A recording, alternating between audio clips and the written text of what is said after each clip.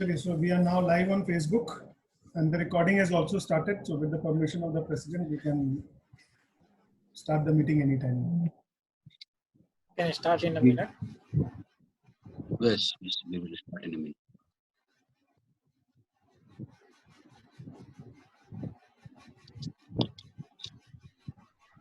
Welcome Vinod ji. Very good evening. Thank you. क्या खबर है देश जी? All well, first class है. Otherwise, with this corona, everything is fine.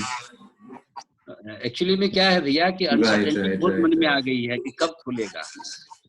ये एक क्वेश्चन आ रहा है. लेकिन बस ये मन में कि सबके लिए बंद है और बंद रह के ही उपाय है. अदरवाइज कोई उपाय तो नजर नहीं आ रहा.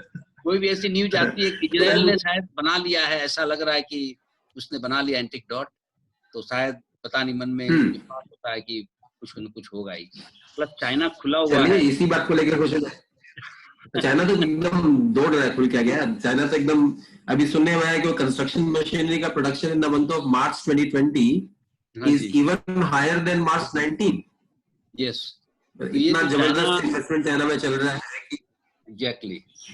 तो पता नहीं क्या होगा. Should we start the programme with the yes. We are starting our program, sir. Definitely. We can just a second. Vinod ji, questions अपने कैसे लेंगे? Do you want कि throughout the session ले या after the session लोग क्वेश्चंस पूछें? Questions आप zoom में जैसे चैट में राइट हैंड साइड में आते रहेंगे, ठीक है ना. मैं जब भी अप्रोप्रिएट समझूंगा तब ले लूंगा. राइट हैंड साइड में people can continue typing questions as is the normal I mean that's the normal style of Zoom. Okay. Sir, we are also live on Facebook. Sir, तो सर अगर Facebook में भी comment आते रहेंगे तो बीच-बीच में आपसे हम लोग. Then maybe I will not be able to toggle between Facebook and Zoom. No, sir, you don't have to. Sir, Mayur will coordinate that. So I will collate it at a place, and at the end of your session, I can ask the Facebook question. You can paste the questions on the chat. Okay. As and when appropriate, we can handle the questions. That makes sense. Okay, sir. अभी आप मेरे को screen share भी permit कर दीजिएगा. Sir है आपके पास permission है. आप वो ग्रीन बटन पे क्लिक कीजिए. You will be able to see. ठीक. Perfect. You can start. Welcome, sir. Welcome all the participants. Welcome our speakers. On behalf of VIP Road Chartered Accountant Association, I welcome all the participants.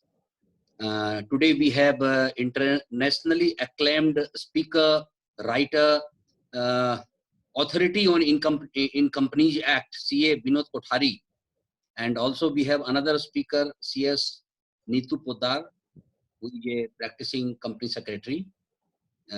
They will be deliberating on the Companies Amendment Bill 2020 and also Companies Fresh Start Scheme 2020. I would request CA Mayur Agrawal to kindly introduce the speakers, although they do not need introduction, but as a formality, as a normal procedure, I will request CA Mayur Agrawal to kindly introduce the speakers. Thank you. Thank you, President. As a matter of protocol, I am introducing both the speaker. First of all, the first speaker of the day, CACS Vinod Kothari ji. Vinod Kothari ji is internationally recognized as an author, trainer, and consultant on specialized financial subjects, namely housing finance, securitization, credit derivatives, accounting for financial instrument, banking regulations, etc. As such, he lectures all over the world. The locations where he has lectured on these subjects include New York, Washington, London, Milan, Frankfurt, and the list goes on.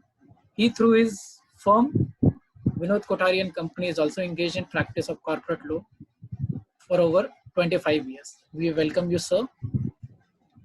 The second speaker for the day is CS Neetu Poddar. Neetu Poddar is a practicing chartered company secretary, senior associate with Vinod Kothari and Company. She practices in the area of corporate law, security laws, corporate litigation, and insolvency matters.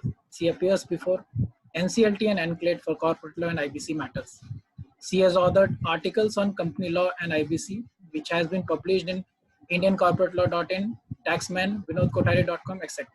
She has given lectures on IBC and Companies Act 2013 topics at ICSI, ICAI, ICMAI, Indian Institute of Insolvency Professionals of ICAI, and various study circles in Kolkata and Delhi. We welcome you, Neetu ma'am. Thank you, President. Now I request Vinod Kothari ji to kindly start your session, sir. Thanks, Mayur. Very good evening, all of you.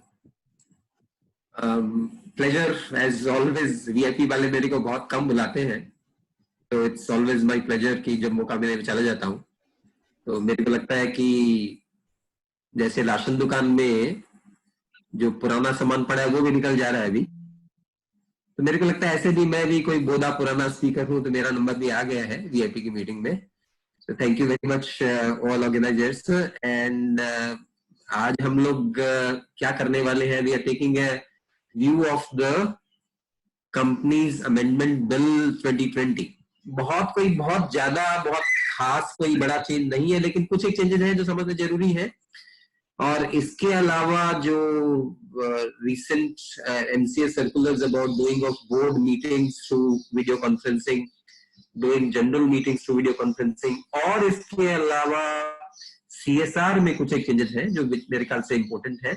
So for those who are interested in company law matters and for those who advise people on companies matters, these changes might be significant. So as a matter of, normal updating, बंद के दौरान सब उठ गए होंगे, 5 बज गए, तो बेसिकली कुछ और नहीं तो कंपनीज एक्ट, तो उसी नजरिए से चला जाए. मेरे ख्याल से कंपनीज एक्ट भी थोड़ा था देखा जाए. तो I think that's how we actually will start. We will take a quick view of what is happening in terms of Companies Amendment Bill, and we will also see, as I said, we will also see the changes that MC has introduced in terms of companies meetings, board meetings and general meetings. And then we'll take a view of CSR, and my colleague Neetu will talk about the Fresh Start scheme, which is to assist companies which have pendency in terms of filings. I will start with a quick view of Companies Amendment Bill 2020. This bill is still a bill, but more likely than not, it will pass हो जाएगा, because इसमें नहीं होने लायक कुछ है नहीं. और more or less जो changes हैं वो सारे के सारे पहले से ही बात की जा चुकी है, because the bill is arising from recommendations of the Injeti Srinivas Committee. और just to kind of update you, ये Injeti Srinivas Committee के recommendations पे पहले भी एक bill आ चुका जिसका act बन चुका. तो 2019 जो amendment था, that was also based on some of the recommendations of Injeti Srinivas Committee. ये second round of recommendations है, and उसी के कारण ये bill आ रहा है. तो ये बेसिकली इसमें क्या होने वाला है, इसके मेजर फीचर्स क्या है? इसमें मेजर फीचर एक तो जिसको हम बोलते हैं डीक्रिमिनलाइजेशन. कंपनीज एक्ट का डीक्रिमिनलाइजेशन मतलब कंपनीज एक्ट के जो प्रोविजंस है उनको ब्रीच करने से पेनल्टी लगे, लेकिन फाइन एंड प्रोसिक्यूशन या फाइन और प्रोसिक्यूशन ना हो. एक तो मेजर थ्रस्ट ये है. आई एम श्योर आप primary must be reading about this. This is what the finance minister also has gone several times public to say, that companies को criminalize करना, treating companies as criminals under law and putting companies to prosecution through a regime of fines and prosecutions, इससे बहुत बड़ा फायदा नहीं हो रहा. फायदा in terms of what? Neither is the government gaining much of revenue. आपको याद हो कि 1956 एक्ट में फाइन्स किस तरह के रहते थे? 100 रुपए, 500 रुपए, 5000 रुपए, इस तरह के फाइन्स थे. कंपनी जब 2013 में फाइन की quantum is gone up quite a lot. कई जगह 1 लाख है, कई जगह 10 लाख है, कई जगह 25 लाख है, कुछ एक जगह कुछ 1 करोड़ भी है. तो amount of fines is gone up, but actual realisation of the government by way of fines is not as much as is the cost incurred by the government in fighting prosecution matters in courts. And I'm sure all of you might realize कि act में भले fine हो या penalty, fine हो या imprisonment हो, या तो फाइन या फाइन और imprisonment या फाइन एंड imprisonment या ओनली imprisonment. 4 तरह से प्रोसिक्यूशन होता है. ओनली फाइन, फाइन और imprisonment, fine and imprisonment only. Only imprisonment वाला केस मेरे ख्याल से बहुत है, फाइन और imprisonment वाले तो बहुत सारे सेक्शंस तो भले ही the law is talking about fine or the combinations of fine or imprisonment, the impact is that the matter has to be filed by way of a show cause by the government before a magistrate court. पहले आपको show cause करेंगे, show cause के बाद अगर आप response नहीं दे पाते हैं, settle नहीं कर पाते हैं, then the matter will be filed by the government as a complaint against you. It will be a criminal complaint against you in a magistrate court, and magistrate court will thereafter initiate proceedings. The proceedings take quite a long time because there's a question of framing of charges, there's a question of trial, then there's a question of, indictment. So this whole process might take a long time, and government की तरफ से भी legal खर्चे, government का advocate खड़ा होगा, आपकी तरफ से of course it's a big, I would say big indignation for the accused, because accused is being prosecuted in the same court where lots of other criminals also are lining up. But when it comes to prosecution, law में भले एक चोर है या उचक्का है या कुछ और भी तरह का क्रिमिनल है, तो उसके बीच में और आपके बीच में बहुत ज्यादा डिफरेंस नहीं है. You are in the same line of criminals before the court.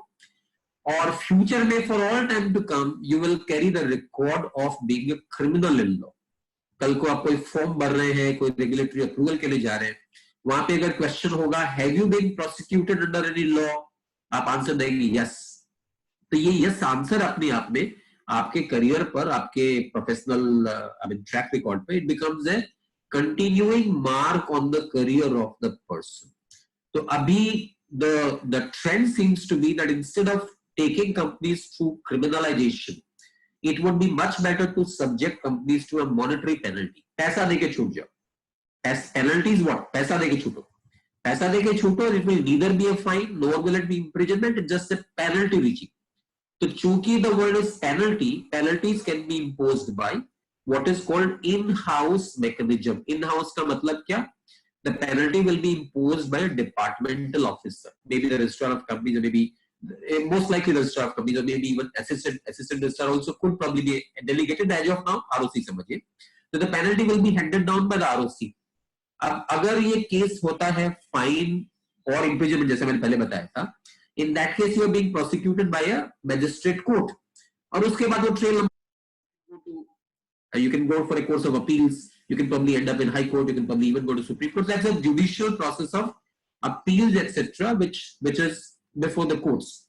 और यहाँ पे the so-called in-house mechanism, the penalty is handed down by the registrar of companies. Maybe you can go for appeal before the regional director. And beyond the regional director, there is no further appeal at all required. There is a provision now being inserted for a further appeal before the NCLT.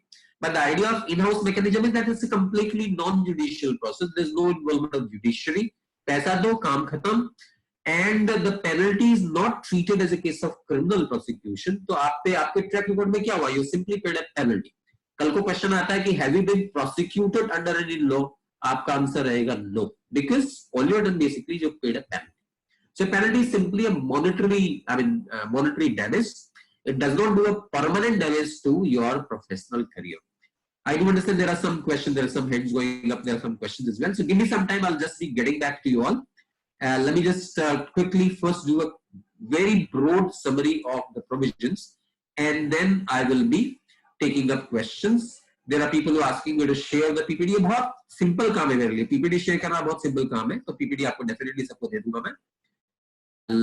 PPT. I think PPT मयूर ने already they the. I think that's so nice of मयूर. मयूर इतना अच्छा काम कर रहे हैं, और मैं तो मयूर को भी पूछने वाला था कि मयूर बंद के दौरान सब्जी के लॉकडाउन चल रहा है, आपके आसपास कौन सी सैलून खुली है मेरे को बताना. सर नहीं खुली है सर. मैं विश्वास नहीं करता इस बात पे. जिस तरह आप सर्कस के आ रहे, मेरे को लगता है आपने कोई सैलून खोल रखी है आसपास में. Not at all. तो सेपरेटली टेक अप आपके साथ है. Okay, Sure. Back to the point. तो PPT is not an issue. We'll share the PPT anyway, and I think Mayur has already given it for download. So, एक we said कि decriminalization, that's one of the major themes of the company amendment bill. इस पे तो हमको खुशी होना है कि भाई so far fines and imprisonment थे, उनको हटके अगर penalty आ जा रही है, that is in a way easier. उसका एक डाउनसाइड ये है कि since it's a penalty, तो अब समझिए कि I'm sure समझ सकते हैं पूरा डिपार्टमेंटल प्रोसीडिंग है, अब उसमें कैसे होता है आप समझ सकते हैं. दूसरा डाउनसाइड ये भी. दूसरी बात ये कि अमाउंट फाइन में हो सकता है कोर्ट आप पे 1000 रुपए फाइन लगाए, पेनल्टी हो सकता है 5 लाख 10 लाख 25 लाख इस तरह का पेनल्टी. तो amount might go up, but at the same time the upside is that it's not amounting to a prosecution. There's no need to go to a court. It's a completely departmental. That's why it's called in-house adjudication mechanism, IAM, in-house adjudication mechanism. There's no prosecution in case of penalties. It's called adjudication. Fines and prosecutions का compounding हो सकता है, penalties का compounding नहीं होता. Compounding का question नहीं आता because this is purely an adjudication. It's not a offense for which you're getting prosecuted. So question of compounding of offense does not arise in this case because it's purely an adjudication mechanism. तो एक तो ये major change है, और दूसरा एक major change ये है कि CSR को लेकर आ रहे हैं. Some of these are coming in the bill, some of them are coming by way of draft rules. Some of them have already come in terms of the, COVID relief measures, etc. So there are a lot of changes in context of CSR. So एक तो major change मैं बता दूं briefly for those who are, dealing with the companies or corporate laws, that CSR was always thought as a comply or explain provision. Comply or explain का मतलब क्या कि you are required to spend 2% of average profits. समझिए 2% of average profits comes to say 1 crore.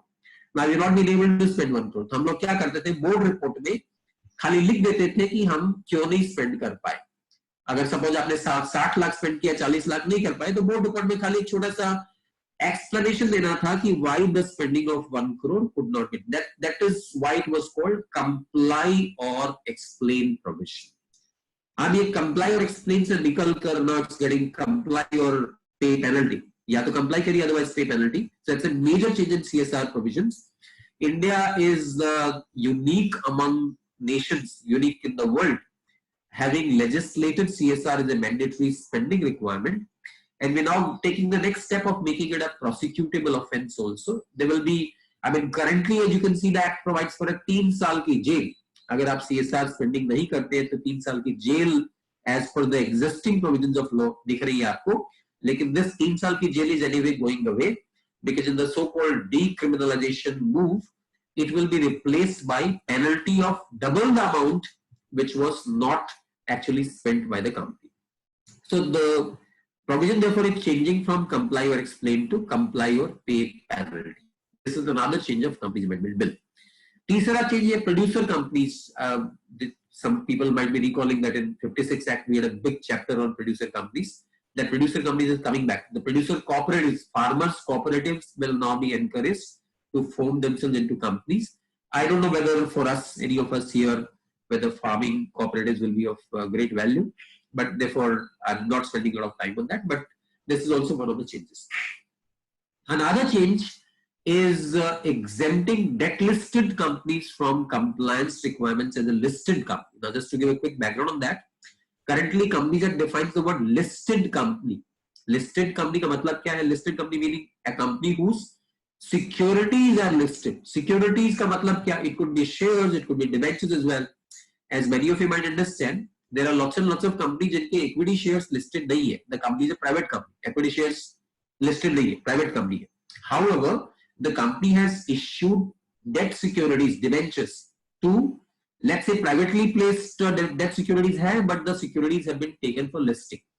ये mostly सब जो so-called financial sector entities है, वो debentures को issue करती है और debentures को list करा देती है because that makes it easy for mutual funds and foreign portfolio investors to acquire the securities.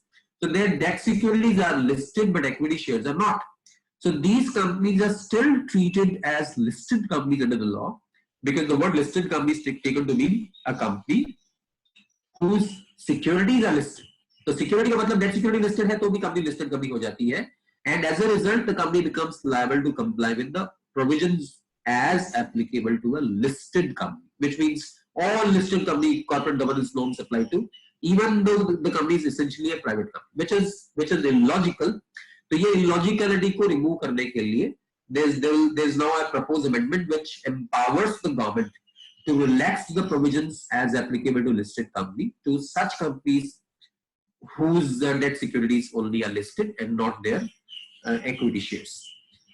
One more amendment is to provide for managerial remuneration to be paid to independent directors and non-executive directors in the year of losses or inadequacy of profits as well.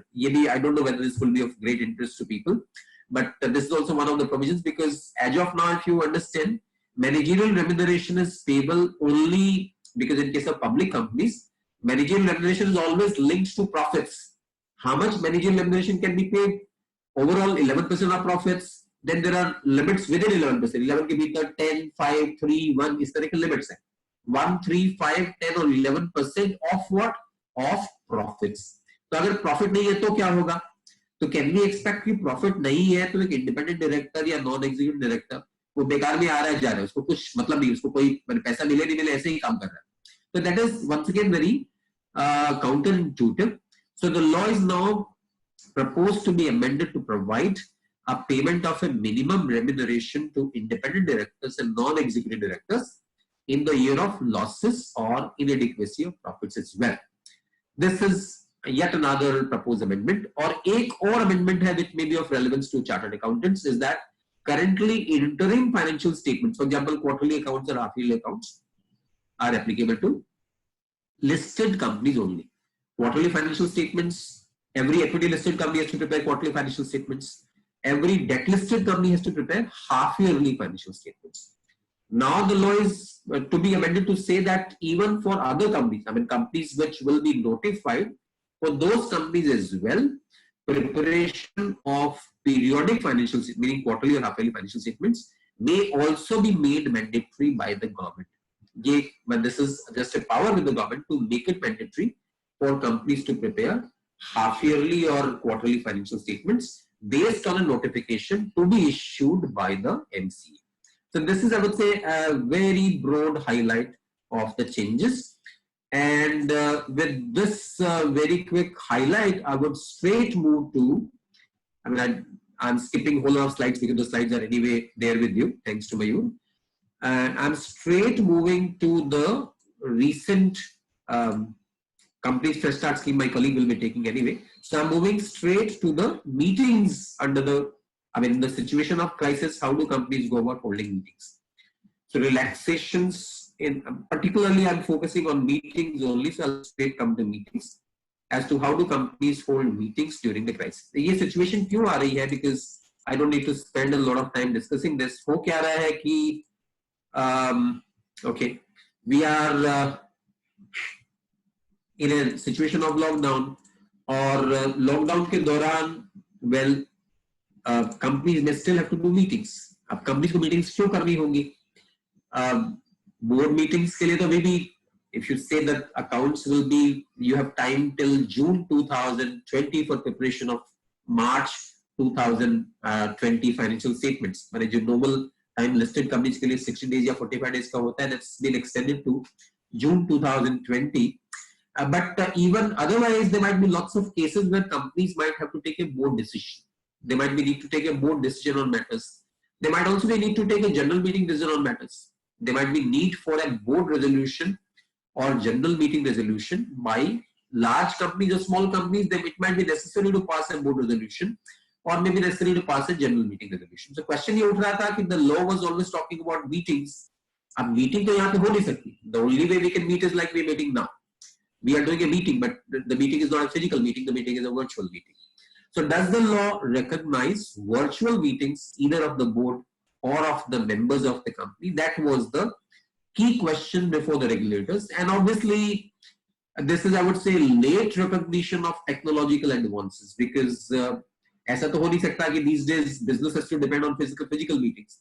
I mean, I'm sure it goes without saying that whole lot of business all over the world is happening in the virtual mode. People are not meeting physically, but काम तो फिर भी चल रहा है. So question here is how do corporate laws recognize board meetings or general meetings? So on both board meetings and general meetings, there have been some so I would say permissive circulars of the MCA. ये circular नहीं आते, तो are we saying that the companies couldn't have held board meetings or general meetings at all? I would not agree with this proposition that it was only because of MCA circular that such a flexibility is there today. But good thing is that now even the regulators have openly accepted that you can continue to do business in the situation of lockdown by use of the virtual technology. So I would be taking you through how to hold board meetings by video conferencing, and then I'll go to how to hold general meetings through video conferencing, both of these. And then we will talk about CSR because there are very important changes on CSR. So let's first talk about board meetings. So board meetings, why do you have to do board meetings? There are several things in companies which need to be done through board meetings only. But I do understand that the alternative route for us is to pass a resolution by circulation. Like resolution by circulation is not allowed for a whole lot of matters. Generally, the matters are listed in section 179, subsection 3. It says which are the matters for which you actually need a board meeting. For example, power to issue securities, power to approve financial statements, power to give loans, power to make investments, power to borrow. These are some of the powers listed in section 179 which require decision at a board meeting. So you need board meeting for these matters. Supposing my company needs to borrow money, my company has to say issue securities, my company has to make an investment, my company has to give a loan. So you will definitely need a board meeting. अब ये question है कि board meeting कैसे करें, lockdown में है, board meeting कैसे कर सकते हैं? तो that's question of holding a board meeting. Then there might be situations where the company might have to general meetings also. General meeting की क्या जरूरत पड़ सकती है? जनरल मीटिंग के नाम से हम लोग मोस्टली क्या समझते हैं? एजीएम.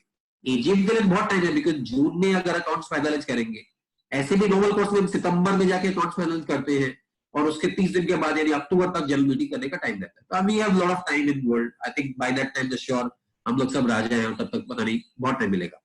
लेकिन अभी इस सिचुएशन में जनरल मीटिंग क्यों करना है?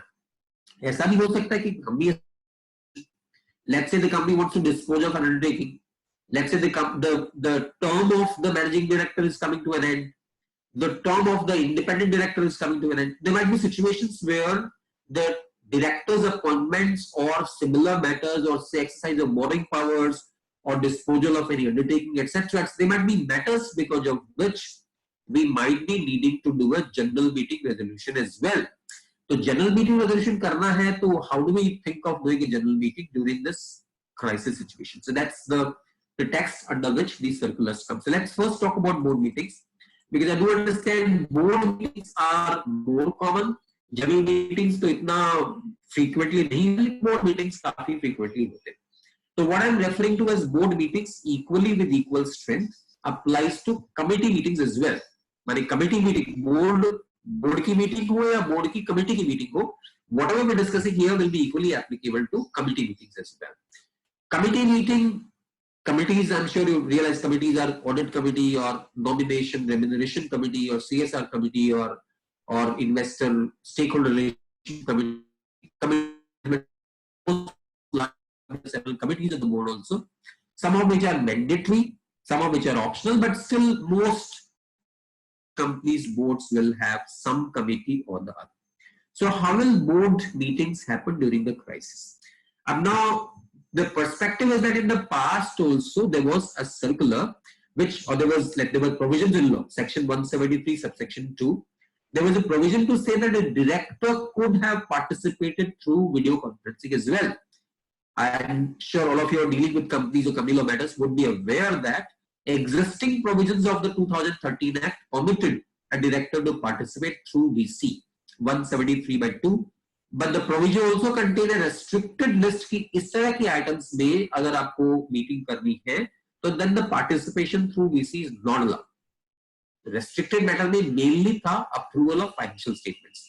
That would mean just board meeting में financial statement का approval होने वाला है, वहां पे VC participation was not allowed.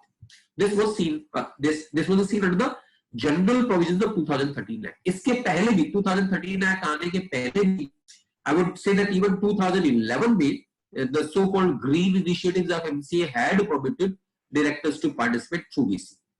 अब ये normal concept क्या होता है कि there is a meeting happening somewhere, कहीं एक कमरा है जहाँ पे 3, 4, 5 आदमी मिलकर meet कर रहे हैं और एक छठा आदमी है जो VC से participate कर रहा है. मतलब there is a physical meeting happening somewhere and there is another person who is participating through a VC board.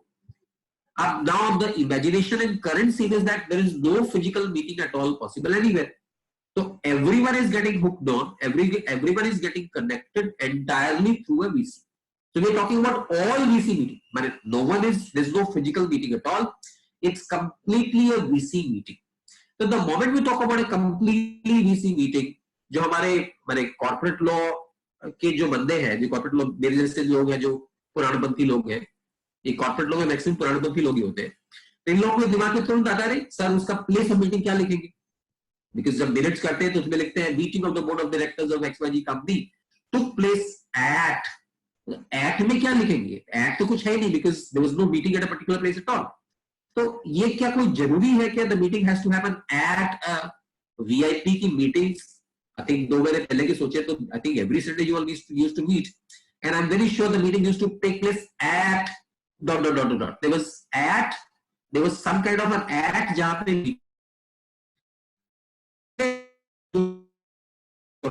taking place. Thanks once again to all the office bearers of VIP. I don't introduction में आप लोग बताना भूल गए थे क्या कि मैं भी विपका का मेंबर हूँ? अगर शायद बताया नहीं था मेरे ख्याल से, तो वो एक इम्पोर्टेंट पार्ट था इंट्रो का. एनीवेज मैं अपडेट कर देता हूँ. I am also one among you. घर वो जिसको बोलते हैं ना, दाल के बराबर हो, घर की दाल के बराबर हो. कंपैरिजन करने की जरूरत नहीं है, खासकर किसी भी तरह के पक्षी से, क्योंकि इन दिनों ये बड़ा खतरनाक मामला है. बट मैं घर की दाल के बराबर हूँ. That's one of my missing piece of introduction. Back to the point, so there is nothing called an at or a venue at which the meeting is taking place. The meeting is taking place entirely by VC. All VC meetings. So question is there anything at all which stops the meeting from happening completely on the VC mode? There's absolutely nothing that stops the meeting from happening at completely on VC mode. Uss meeting mein there is no place. So the chairman and the secretary and all the directors are getting connected by use of video technology. There is no particular place as such where the directors are as such meeting. So this is exactly what is now possible, that one can think of an all VC meeting, and this all VC meeting में how would एक तो question होता है कि in the first board meeting of the financial year में जो first board meeting होती है, वहां पे all the directors also file there MBP1, जो सेक्शन 184/1 से आता है. List of companies where directors are interested, that declaration of directors of general interest of directors has to be filed in the first board meeting. अगर ये board meeting through all VC हो रहा है तो कौन कैसे कोई क्या कैसे फाइल करेगा? How is the filing at all possible? Because well I would not probably have my MBP1 eight hand. होगा तो भी मैं कैसे साइन करूंगा, कैसे प्रिंट करूंगा? तो these are some, when you move from a all physical meeting to all VC meeting, there will be some readjustment surely possible. अब आप समझिए कि नॉर्मल VIP की मीटिंग होती ये नॉर्मल मोड में होती तो let's say we would have probably met. अब सर उसमें तो चाय पानी भी होता है, यहाँ चाय पानी कैसे होगा? सर वहां तो स्पीकर को मेमेंटो देते हैं, यहाँ पे मेमेंटो कैसे दे? तो आप बहुत सारी चीजें आप नहीं कर सकते. When you are moving from physical meetings to all VC meetings, lots of readjustments will have to take place. तो ये all VC board meeting होगी, वहां कोई मेमेंटो, कोई तरह का चाय कॉफी मीट इस तरह का नहीं होगा. तो MBP1 में नहीं होगा, कौन सी बड़ी बात है उसमें? नहीं होगा तो नहीं होगा, बाद में फाइल करेगा. और एक जो होता है रजिस्टर ऑफ कॉन्ट्रैक्ट्स जो है साइन करना होता है. सेक्शन 189 में register of contracts has to be placed before the board meeting and the directors present in the meeting sign that. वो कैसे होगा? वो भी नहीं होगा. But other than the fact that physical documents will not be presented at this meeting, documents will come in well, of course, soft copy form. And the director, will this be a regular board meeting entered in the minute book as any other board meeting? Answer is definitely yes. There's no doubt on that. This meeting also will be recorded as a part of the board minutes as if this is a regular meeting. जैसे for example आपकी last meeting थी, let's say 180th board meeting, this will be 181 board meeting. This board meeting will be a part of that sequence of board meetings. This will be entered in the regular minute book like any other meeting. There's absolutely no difference between other board meetings and this board meeting, minus the fact that there is no traveling allowance to be paid to directors. I'm sure that goes without saying. Of course, the directors will be eligible for sitting fees. लेकिन traveling cost इसमें zero हो गया because there's no travel at all involved. So that's the way you can conduct board meetings during the crisis in a completely virtual mode without any physical meeting happening anywhere at all. Okay, I would now be So moving to a general board. This is even little more complicated topic. General meeting कैसे हो? Board meeting तो पहले भी VC से permission था, तो कोई नई बात नहीं थी. Earlier only some of the directors were participating through VC. Now let's say all directors are participating through VC. So that was still possible. And I've got a question from Ranjit Kanodia ji. I'll be taking that. I'll be taking the questions very quickly. I'll first quickly talk about general meetings as well, and then come to your questions. General meeting कैसे हो? This is sounding even more challenging because board meeting सबको पता है VC पहले भी permission था. General meeting कैसे करें? General meeting में क्या तरीका हो सकता है? So there also the MCA has come up with a little long circular की general meeting कैसे की जाए. I'll take you through circular. आपको लगेगा अरे सर ये तो इतना सारा compliance करने जाएंगे तो better है कि हम shutdown लेकर एग्जाम कर लें. ऐसा ही most likely लगेगा, but I'll take you through that as well. So as you see on, I'm hoping you're able to see on the screen. I'm saying ascertaining the sense of general meeting. आप meeting किस लिए कर रहे हैं? कोई meeting कर रहे हैं, board meeting कर रहे हैं, general meeting कर रहे हैं. ये क्या है? Is it a social gathering? Is it like a chai pani ka get together?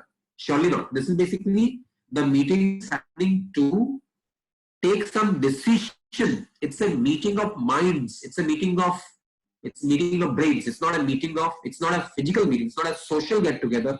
It's not a shadika party. It's a corporate meeting where people are meeting to decide something. So the whole idea is meeting of minds, and if meeting of minds can be possible in different ways, then why think of a particular way which might have been thought 50-60 पहले, 60 साल पहले, 70 साल पहले जिस तरह meeting सोची गई थी, 2020 में आकर भी क्या उस तरह की मीटिंग के बारे में सोचे क्या? मैंने अगर मैं आपको एग्जांपल देता हूं और समझ पाएंगे मैं क्या बोलूं. अब आई थिंक रंजीत कनोडिया ने जो क्वेश्चन पूछा है मेरे ख्याल से उस तरह का ही बात कर रहा हूं मैं भी. आप सपोज करिए कि एक जनरल मीटिंग कॉल करना है. सपोज मैं एग्जांपल देता हूं कि मेरी कंपनी है जहां पे मेरी ऑथराइज कैपिटल 1 करोड़ है, मेरे को शेयर्स इंक्रीज करने हैं, कैपिटल इंक्रीज करनी है, 1 करोड़ और ऑथराइज कैपिटल चाहिए. तो मैं क्या करने वाला हूं? I have to increase my authorise capital.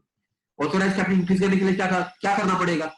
Authorise capital increase करने के लिए surely I will need a shareholders resolution.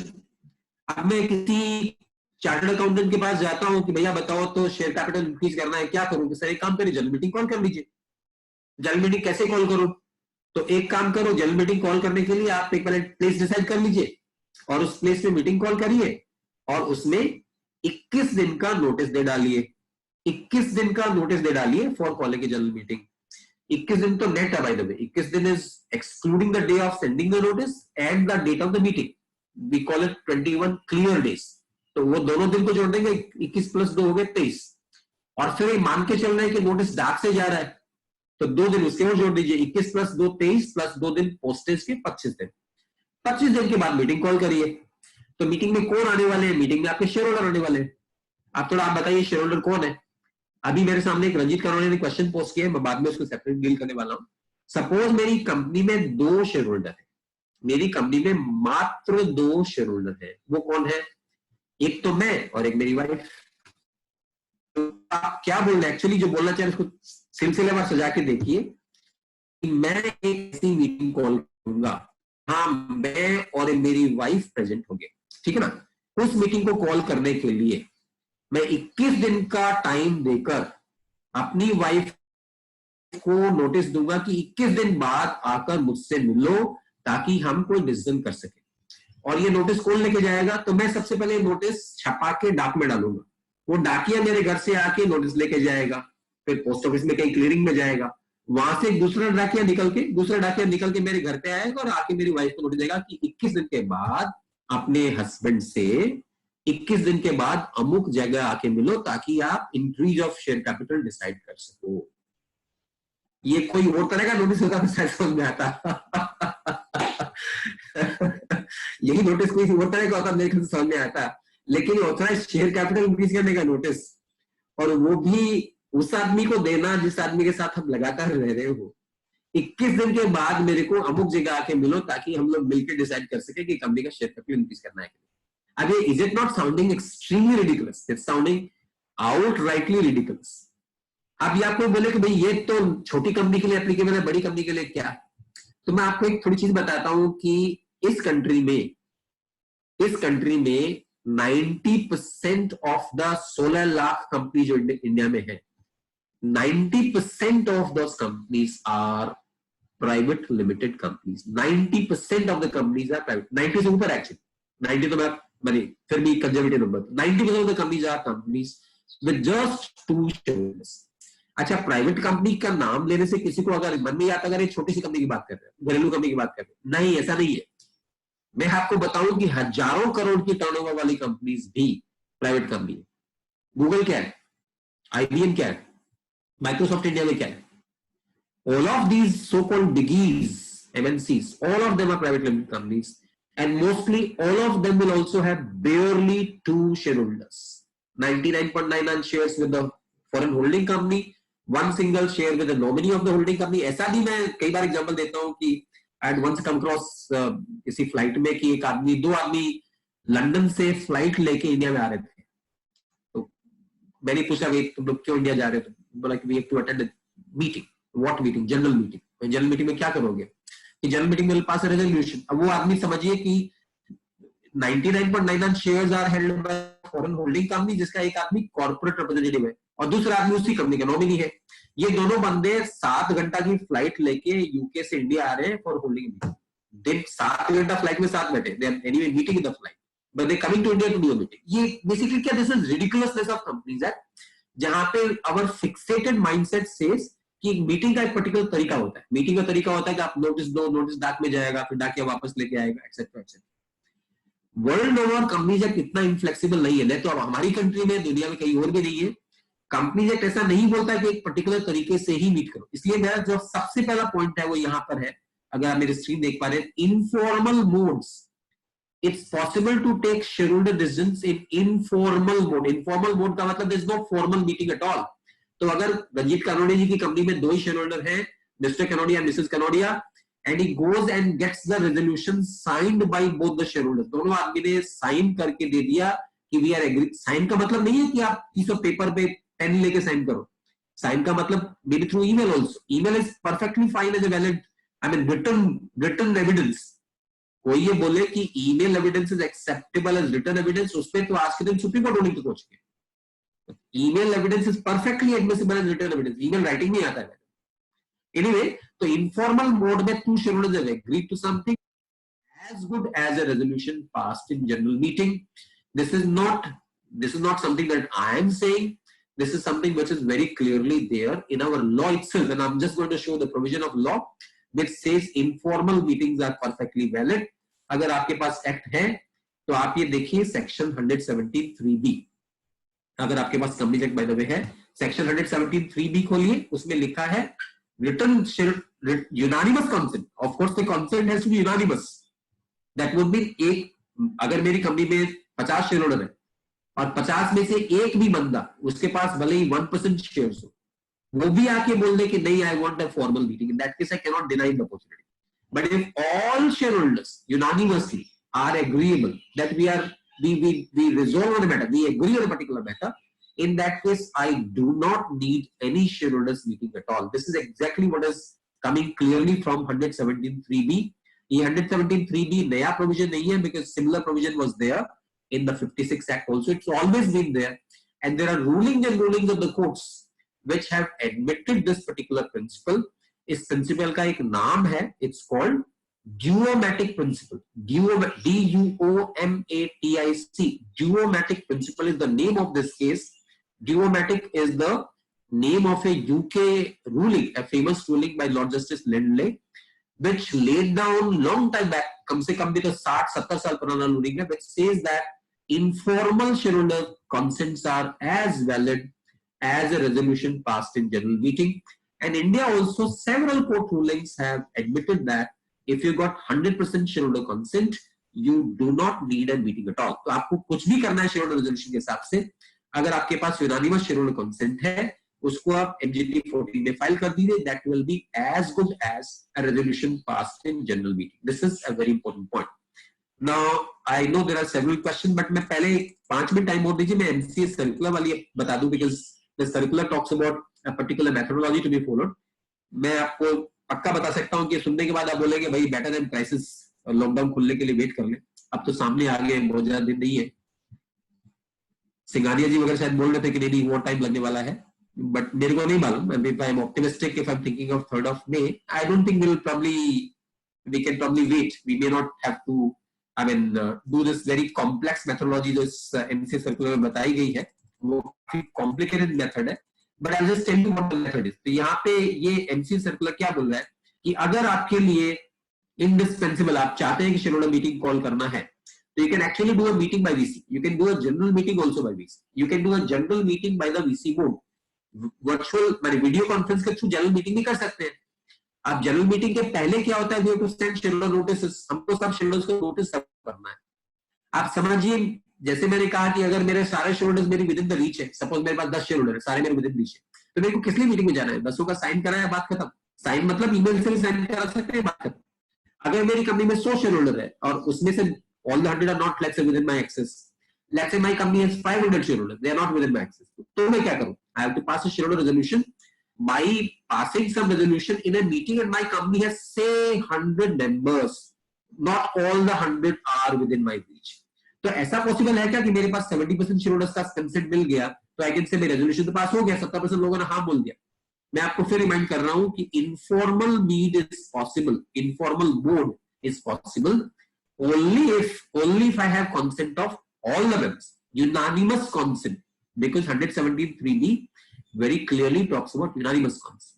Unanimous नहीं है, in that case I have to anyway go for a meeting. और मीटिंग कॉल करने से पहले सबसे बड़ा जो सबसे पहला फॉर्मेलिटी है वो ये है कि I have to send notices. I have to send notices. Now the law talks about a method for sending notices. law बोलता है एक particular method, notice भेजो. अब ऐसा भी हो सकता है कि मेरे पास 100 शेयरहोल्डर है और 100 के ईमेल आईडी मेरे पास है. अगर 100 के ईमेल आईडी मेरे पास है, then calling of meeting through VC becomes very easy because I can send out notices through electronic mail. Email से नोटिस भेजना is perfectly a valid way of sending. आप में से बहुत सारे लोग मेरे ख्याल से शेयरहोल्डर है बड़ी-बड़ी कंपनी, आप सबको पता है कि notices can come through email. Email services absolutely recognized by law as a valid service. तो अगर आपके पास 100 शेयरहोल्डर्स के ईमेल हैं, आपने 100 के 100 को ईमेल से नोटिस भेज दिया, आप मीटिंग कॉल कर लीजिए. लेकिन ना मैं पंगा डालता हूं उसमें कि 100 में से 5 आदमी ऐसे हैं जो पुराणपंथी है, उनके पास या तो ईमेल है ही नहीं, व्हाट्सएप है, ईमेल नहीं है. ऐसे बहुत लोग हैं, व्हाट्सएप तो लगातार यूज करते हैं लेकिन ईमेल यूज नहीं करते. या उसमें से 5 आदमी सपोज ईमेल है लेकिन मेरे पास नहीं है, मेरे पास उनका एक्सेस नहीं है, तो मैं क्या करूं? Is it okay that I send out जितने लोगों को नोटिस भेज सकता हूं उतनों को भेज दिया, बाकी 5 के ईमेल आईडी नहीं है, कुछ भी कनेक्ट नहीं है, उनको नोटिस न भेजूं? लेकिन भेजना तो पॉसिबल है ही नहीं, बिकॉज ऐसा तो हो ही नहीं सकता कि I can go out to press and go out to post notices to them. That's out of question. So question ये है कि अगर मेरे पास ईमेल आईडी है ही नहीं, तो will the omission to send notices to these 5 people invalidate my meeting? ये एक जनरल प्रिंसिपल ऑफ लॉ ये है कि accidental omission to send notices, accidental omission does not invalidate the meeting. लेकिन ये ओमिशन तो एक्सीडेंटल नहीं है, बिकॉज यहाँ पे तो 5 आदमी के मेल आईडी नहीं थे मेरे पास, ये तो स्कीमेटिक है, ये तो डिजाइन है. How could I probably say that this omission was accidental? Because this omission anyway had to be there because I did not have the email IDs of these 5% anyway. तो अब MCA sir क्या बोला है, बड़ी interesting बात बोलता है, ध्यान से सुनिएगा. और जैसे मैंने पहले कहा था कि मे बी वो एग्री की बेटर है कि थोड़ा वेट ही कर ले. ये एमसीए बोलता है कि आप पहले उनके ईमेल आईडी ऑब्टेन करने की ट्राई करो. कैसे ट्राई करो? उनको फोन करो. अब ये बोले कि उनका अगर फोन मेरे पास होता तो हो सकता है ईमेल भी होता, तो मेरे पास उनका फोन नंबर भी नहीं है. तो फोन नंबर नहीं है तो क्या करूं? तो आप एक काम करिए, सबसे पहले आप न्यूज़पेपर में एड पब्लिश करिए जिसमें आप लिखिए कि आप मीटिंग प्रपोज कर रहे हैं. मीटिंग का नोटिस नहीं है ये, मीटिंग का नोटिस नहीं है, मीटिंग का नोटिस अलग आएगा. ये मीटिंग के पहले का नोटिस है, ये ईमेल आईडी लेने का नोटिस है. तो आप पहले एक नोटिस दीजिए कि मैं एक मीटिंग प्रपोज करने वाला हूं और इस मीटिंग के लिए मेरे को आपका ईमेल आईडी चाहिए. ठीक है? तो जितने, और ये नोटिस ये कहां पब्लिश होगा? ये this will be publish in 2 newspapers. MCA circular बोलता है widely circulating in the place. Widely circulating का मतलब if I put up widely circulating, क्या इंग्लिश पेपर में वाइडली सर्कुलेटिंग, आपको जिसका भी पेपर का प्रेफरेंस है बता दीजिएगा. लेकिन let's say if I think of let's say times of India, I will pay good 1 lakh rupees for publishing the notice itself. Vernacular में और इंग्लिश दोनों में वाइडली सर्कुलेटिंग पेपर में पहले ये डालूं कि मैं मीटिंग करने वाला हूं, आप मेरे को ईमेल आईडी दो. उसके बाद जो ईमेल आईडी आएगा उनको मैं ईमेल से नोटिस भेजूंगा, जिनका ईमेल आईडी नहीं आएगा तो मैं नहीं भेजूंगा। जितने लोगों को ईमेल आईडी देना था वो ये नोटिस के बाद मेरे को दे चुके होंगे। अगर मेरे पास सबका ईमेल आईडी है तो ऑल प्लीज, अगर सबका ईमेल आईडी नहीं है, in that case I need to first publish this notice for inviting people to give their email IDs, and then once I get the email IDs then I send out the notices by electronic mail. अब ये question उठता है कि can I actually do a meeting at short notice, because आप sure we are talking about urgency नहीं होती तो किसका दिमाग खराब था, क्राइसिस के दौरान मीटिंग की बात करते हैं। तो अर्जेंसी मेरे को है तो how can I pass this short notice resolution. मैंने सपोज मैं मीटिंग कल ही कॉल कर दूं, is it possible that I do the meeting tomorrow itself? Yes it's possible if 95% of the members are agreeable to a short notice meeting। माने ये meeting के दौरान आपका फर्स्ट रेजोल्यूशन यही हो जाएगा to approve the shorter notice। This will be the first item of the agenda itself। You can let the members approve the shorter notice and then go ahead and do the meeting।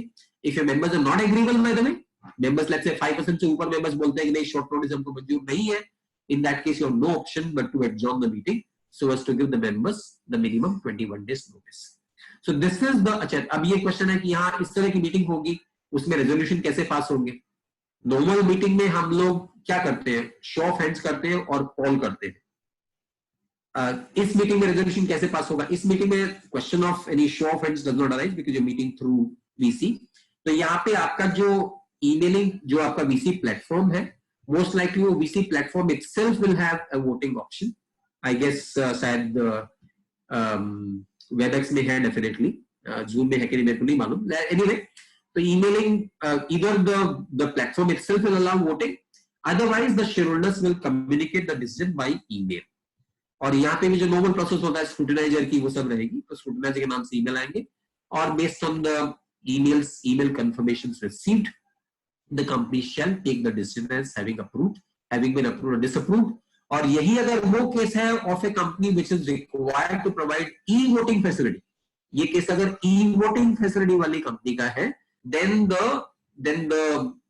the process is by and large the same only, with the only difference that there the platform that you shall select must be one which at least can admit 1000 persons। जैसे zoom में आपने 100 वाला zoom है तो 1000 participant वाला zoom आपको लेना पड़ेगा। that is there's a minor change in case of those companies which are required to provide e-voting facility।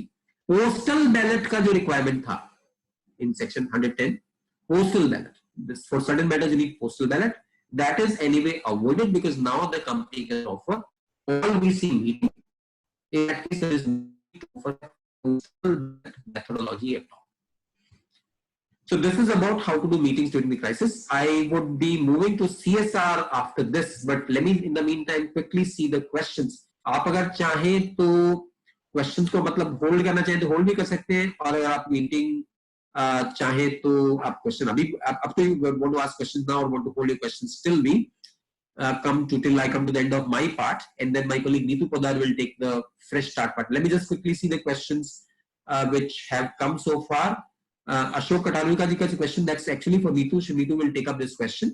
This question is about MGT14 etc, I think Neetu can take it forward। Ranjit जी का question मैंने मोटा मोटा ले लिया कि husband wife की meeting जो है उसके लिए आपको कोई फॉर्मेलिटी करने की जरूरत नहीं है। लॉकडाउन के दौरान this is the easiest thing to do. Okay, Gaurav Moore says during the COVID period if internal audit could not be conducted, what should be placed in the audit committee as far as internal audit is concerned? If no report is placed, whether acceptable। Lockdown के दौरान अब जो मजबूरी है सो है, internal audit could not be placed, it could not be placed, it could be placed। I mean, I don't think the meeting of the audit committee becomes invalid merely because internal audit report is not placed। Internal audit committee की validity is not dependent on internal audit being placed or not। The meeting is perfectly valid, the meeting can do every other business। The meeting may not have internal audit report being placed, that is not a lack of internal control because the circumstances are such that the internal audit report has not been placed। Mr. Ajit Verma says notice of general meeting can also be sent through email। Absolutely correct, as I mentioned earlier, if I have the email IDs, notice of the meeting will be sent by email। If I do not have email IDs, in that case I'll have to first publish a newspaper ad in a newspaper circulating in electronic form telling members that I'm proposing to do a meeting, and therefore please send your email IDs. These are the questions so far received in context of meetings. If there are other questions, you can continue to post them as we go.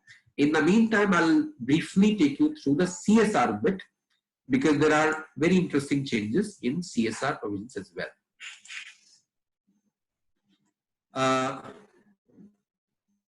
Okay, CSR में क्या हो रहा है कि सबसे पहले तो ये जो लिस्ट है शेड्यूल 7, इसमें क्या क्या चीज आती है, इसमें एक बार बहुत क्विकली हम लोग देख जाते हैं. और इसमें एक नया पार्ट जो ऐड हुआ वो डिजास्टर मैनेजमेंट ऐड हुआ है. Contribution to PM national relief fund और such other fund as may be notified. तो सच अदर फंड में वो PM cares fund that's also been added. Additionally, disaster management including relief, rehabilitation, reconstruction, that's also been added. और उसके बाद there are 2 or 3 MCA circulars which talked about what all is included as a part of CSR. I would, because all of you are auditors or accounting professionals, I'm sure you are also auditing companies financial statements. जो हमारे type की company जिसको हम लोग mostly audit करते हैं, जो companies होती है, वहां के बाबू लोगों को मोस्टली सीएसआर के नाम से गौशाला में पैसा देने की इच्छा रहती है. मोस्टली जो बाबू लोग होते हैं गौशाला में कर देगा, मैंने गौशाला पैसा दे दिया कि तो गौशाला में दान देने की सबसे ज्यादा इच्छा है. गौशाला रहे यार, जरूरत है तो चारों गलवा देवा या कोई दान दे देवा. तो दैट गौशाला donation will it count as CSR? Now, time and again, I have expressed my view at different forums. I expressed my view that CSR is not Darya Dili, Nek Dili.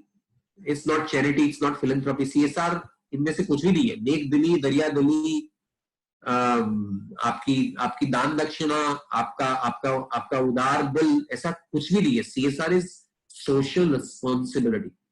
मतलब CSR का क्या है कि you are carrying on a business, you are taking something from the society.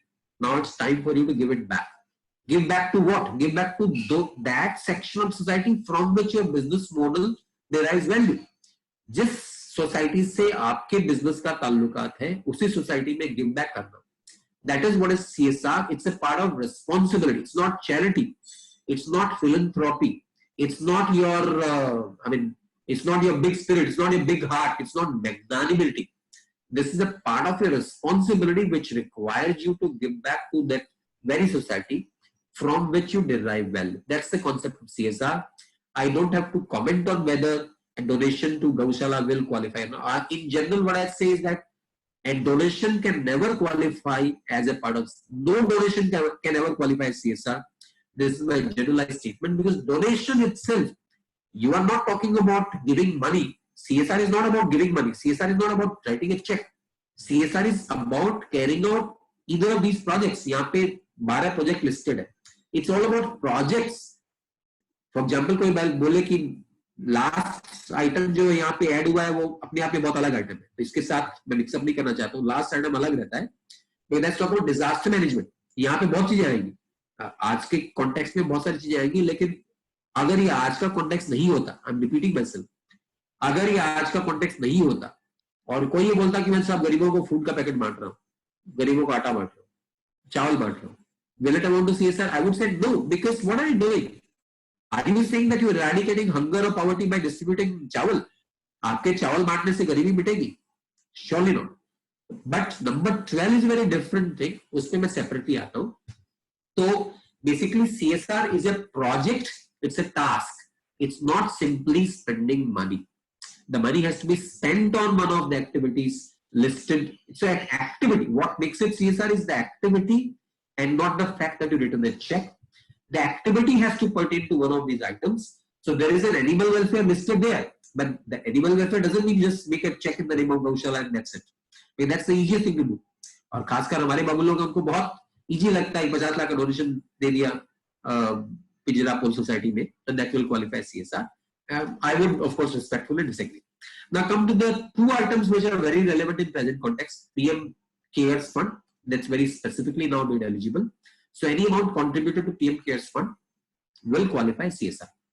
आप में से maximum लोग tax practitioner भी हैं, तो the moment you talk about contribution to PM Cares, the question आएगा, sir ATG भी कर ले क्या?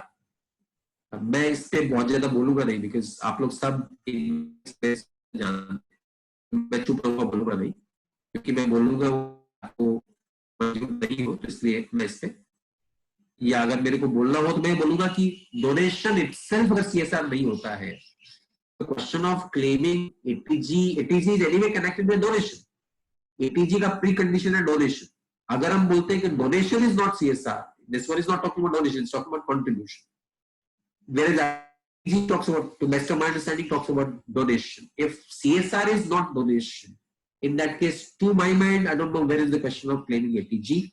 In any case, Section 37/1 specifically amended हो चुका है to say that CSR is not eligible for tax reduction. So I'll leave this undecided because there are people who have different views. My own views are different, but there are a lot of people who actually take ATG benefit also, even at the same time while claiming the expense to be CSR expenditure.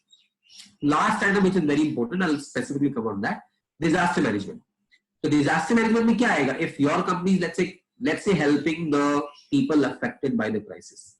Your company is carrying out a project. Let's say your company, आपकी company खाना बांट रही है, एक particular जगह में जाके help कर रही है, या सपोज पर्टिकुलर जगह में जाके सैनिटाइजेशन कर रही है, या हॉस्पिटल्स में काम कर रही है, या किसी के ट्रीटमेंट का पैसा दे रही है.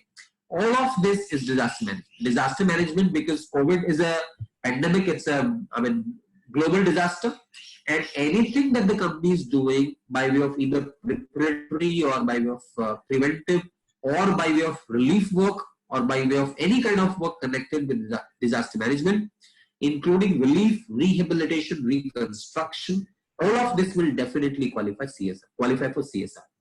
Question ये होता है कि कोई बोले कि मैं लॉकडाउन के दौरान मैं अपने एम्प्लॉइज को पैसा दे रहा हूँ या वर्कर्स को पैसा दे रहा हूँ, can I claim that also as CSR? There the answer is very clearly no, because what you are paying to your workers, whether you're paying to regular workers or daily workers, that's a part of your employer obligation. Legal है कि moral है या किसी obligation, जब moment employer employee obligation का सवाल आता है, वहां पे CSR नहीं होता. But if you're giving it for benefit of someone else, so there is absolutely nothing wrong in claiming it as part of CSR expenditure. This is in brief my view about the CSR expenditure. एक आध question शायद इस पे हो रहे हैं, तो I'll just quickly take that. एक दो क्वेश्चन ही, ज्यादा क्वेश्चन नहीं है. तो आप लोग इतने अच्छे हैं कि आप क्वेश्चन नहीं पूछते, तो आप you are helping me quite a lot. Because एक क्वेश्चन आता तो मुझे फंस जाता, तो आपने शायद सोचते क्वेश्चन नहीं पूछा है. रंजीत जी का एक और क्वेश्चन है. Husband wife are directors and living together in Calcutta, third director living out of Calcutta in lockdown, how can we hold board? इसमें क्या दिक्कत है? बोर्ड मीटिंग जैसा रंजीत जी, तो हम लोग की बात कलकत्ता नहीं होते तो क्या वीसी में दिक्कत नहीं है? तो वीसी में करें ना मीटिंग, क्या दिक्कत? दो आदमी एक घर में है, तीसरा आदमी क्लास में है, इसी से करिए मीटिंग, कोई दिक्कत नहीं. All VC meeting is perfectly possible, कोई दिक्कत नहीं. Right, at this stage, I would park myself. I think my colleague will take up the fresh start provisions. So over to Mayur or any of the organizers, but I'll be in the meantime muting myself. Question for me, you can still think of putting questions. So one question on CSR, sir. हाँ. Sir CSR जैसे 135(5) बोलता है कि subsection 1 में जो कंपनियां fall करती है उस पे CSR एप्लीकेबल है, 2% इनको स्पेंड करना है, ठीक है. तो सर पहले सबसेक्शन 1 में एनी कंपनी था, बट जब 2018 में अमेंडमेंट आ गया और उसमें प्रीवियस ईयर उन्होंने लिख दिया है कि अगर प्रीवियस ईयर में आप कंडीशन मीट करते हैं तो एप्लीकेबल होता है. But still they have not amended the rules, जो बोलता है कि प्रीवियस 3 इयर्स में अगर आप इन क्राइटेरिया में फॉल करते हो तो आपको कंटिन्यू करना पड़ेगा. तो अभी भी we will assume that the 3 years condition still holds because they have not change the rule, only 135. इसका रेजोल्यूशन ऐसा है कि there are two things. Number 1, are you covered by CSR provisions? That's part 1. If you're covered by CSR provisions, what is the amount of spending? दो अलग-अलग चीजें. Are you covered by CSR? And if you're covered by CSR, what is your spending obligation? So in order to see whether you are covered by CSR provisions, I have to see the profits of last year only. Clear? You have to see profits of last year only. Spending, however, will be 2% of average profits of last 3 years. And if the company is incorporated, say year back, the company has completed only 1 financial year, will it be obligated to spend money on CSR? Answer is still yes. So पहले तो ये कहते हैं कि unless I complete 3 years, I will not be liable to spent on CSR.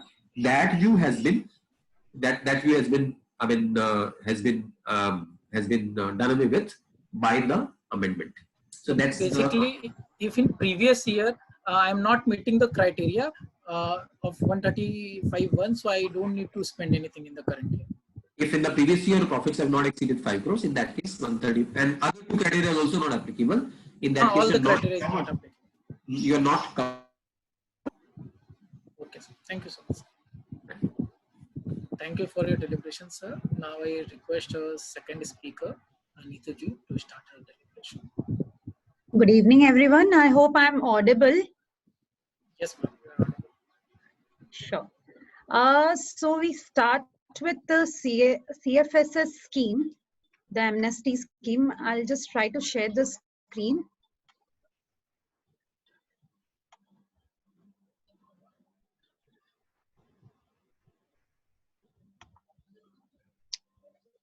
I hope the screen is now shared. Yes, the screen is visible. Some background music going on, which is just unavoidable. I hope that I'm audible enough. So regarding company fresh start scheme, there are two circulars with respect to the CFSS, what we call in short form CFSS. There are two circulars. The first one, it came on 24th of March 2020, which was followed by another detailed circular, which came on 30th of March 2020. Also, when we talk about company fresh start scheme, we also need to know that there is a similar scheme for LLPs as well. In fact, the LLP scheme was the one which came even before CFSS and even before this lockdown started. And then there was this CFSS which came, and which was also a similar scheme for LLP as well. Now, what is the two circulars regarding the CFSS stocks? So the first circular, which came on 24th of March 2020, it came along with the series of relaxations that the finance minister announced with respect to COVID-19 pandemic, wherein there was relaxation with respect to the board meeting, there was relaxation with respect to the resident director, there was relaxation with respect to filing of the e-form with respect to commencement of business, and several other relaxations provided. The first relaxation among them, it said, I'll just share the screen. This is the circular which said that the first relaxation that was that no additional fees shall be charged for late filing during the moratorium period from 1st April to 30th September 2020 in respect of any document, return statement, etc. required to be filed in the MCA 21 registry, irrespective of its due date, which will not only reduce the compliance burden, including financial burden of companies, LLP at large, but also enable long-standing non-compliant companies, LLP, to make a fresh start. The circulars specifying detailed requirements in this regard are being issued separately. So this particular clause of dated 24th March 2020, which brought special measures under Companies Act and LLP in view of COVID-19 outbreak, it spoke about a moratorium period, a relaxation period, a calm period provided to companies as well as NLPs with respect to only one default, and that default was with respect to filing default, not any other default, not any compliance default, only filing default that was covered. And there was a moratorium, there was a relaxation provided, and this was brought in view of COVID-19 pandemic. And it said that it is not only the relaxation is not only provided for the forms that are required to be filed within this moratorium period. In fact, it will also be provided with respect to any form which companies which have been defaulting even before this moratorium period, they can also file their forms within the moratorium period without any additional fees. This is what this particular circular said. Since the circular said that the circular specifying detailed requirements, this only hinted on the moratorium to be provided and hinted on this amnesty scheme to be provided by the MCA, and the detailed circular dealing with the amnesty scheme, what all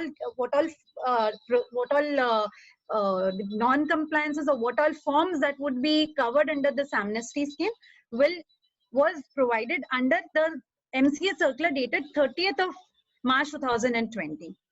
So this is Company Fresh Start Scheme 2020. Similar scheme was there for LLPs as well. Similar scheme was there for LLPs as well on the same date. Currently, we will speak about CFSs, the one related to companies only. So this provided amnesty for filing deficiencies only, for filing defaults only.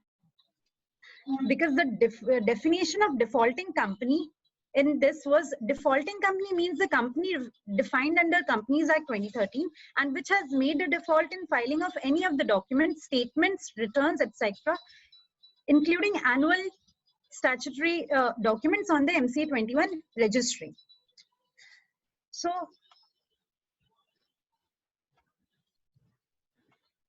the Company Fresh Start Scheme 2020, it talks about three things. It talks about making good any filing related defaults.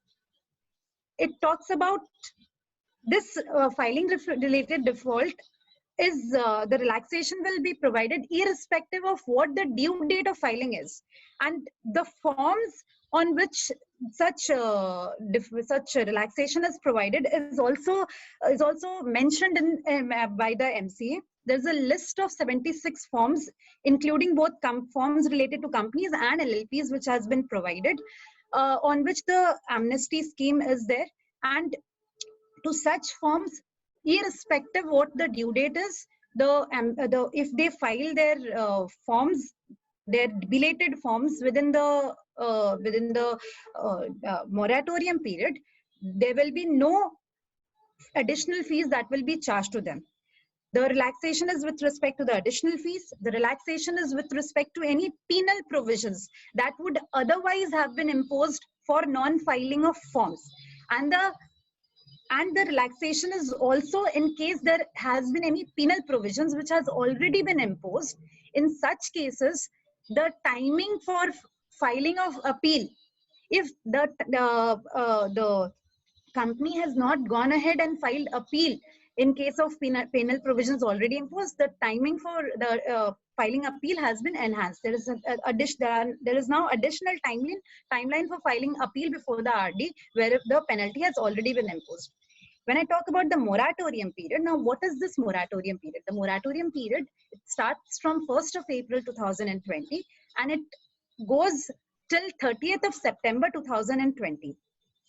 So from 1st of April 2020 till 30th of September 2020, any form, whether within this time, within this moratorium period, or even earlier to this moratorium period, we'll talk about what are the forms that on which such amnesty is there and what are the forms on which such amnesty is not there, because there are segregations, there are exceptions to the same amnesty as well. So during this moratorium period, the forms on which the amnesty is there, the relaxation is there, they can be filed without any additional fees, irrespective of the due date. Question could come, what about the forms on which this penalty has already been paid? The companies which have, in order to become a compliant company, they, for any delayed filing, for any belated filing, what about when they have already paid that penalty? So there's a FAQ also uploaded by MCA, and in the FAQ they clearly say that this particular amnesty was not thought of. This, while for LLPs, they had already bought it earlier, before the lockdown, before this COVID-19 was, spread in India. However, for companies, they bought it only, this was one of the special measures pursuant to this, to give relaxation pursuant to the current scenario. And therefore, the companies which have already paid, it is not that, you know, they can seek for refund, or even if they seek, it will be granted to them. That is not the case. So now we come to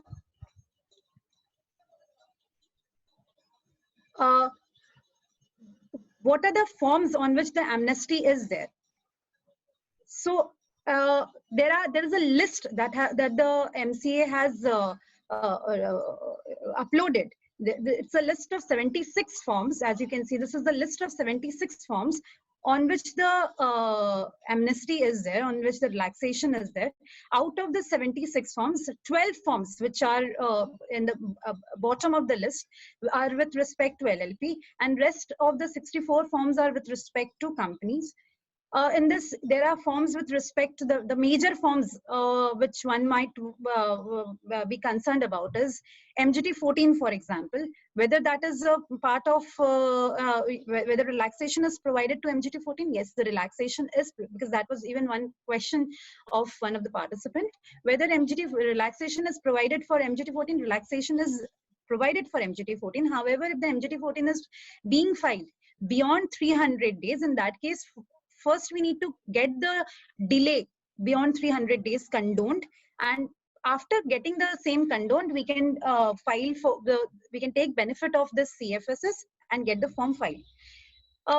Another important form could be annual forms. Annual forms, MGT 14 also is is also required to be filed wherever the annual financial statements are getting approved by the board under Section 179 of Companies Act. So as I said, that can be filed. However, in case of where such MGT 14 is being filed beyond 300 days, in such case, first it needs to be condoned, and then the benefit under the scheme can be obtained. AOC 4, the form with respect to financial statements.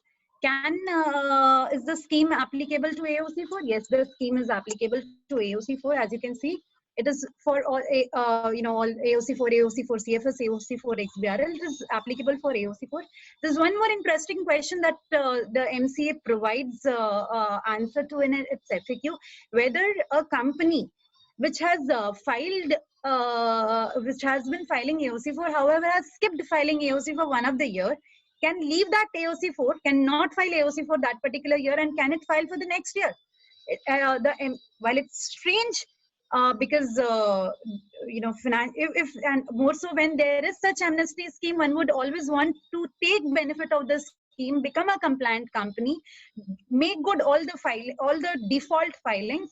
And because this is what the circular also says, that you take benefit of the circular, and this is a benefit given to you. This is an opportunity given to the companies to be a compliant company, to make good all their filing, at least whatever filing related non-compliances are there, departures are there, you make good those.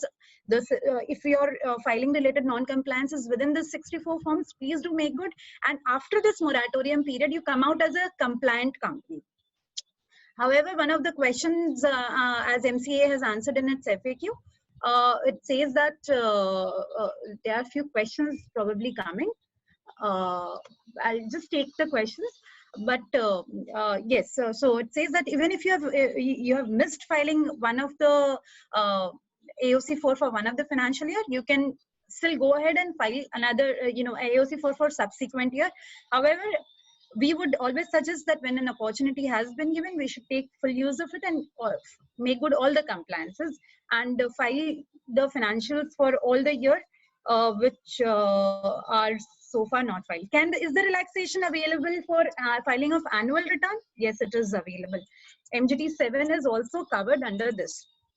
It's also available for annual return as well. Question is, another question could be, in case of, because this is more about, practical questions that could be dealt, because the law is clear, the circular is clear in the sense that the moratorium period is there.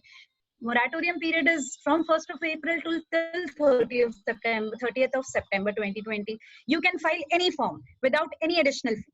Any form means the forms in this the 64 forms without any additional fee. What is the due date? If someone asks what is it, if it is a 1 year pending, if it is 2 year pending, if it is 4 years pending, it says I am not bothered about the due date. If you are an active company, active in the sense you are active for the purpose of filing e-forms.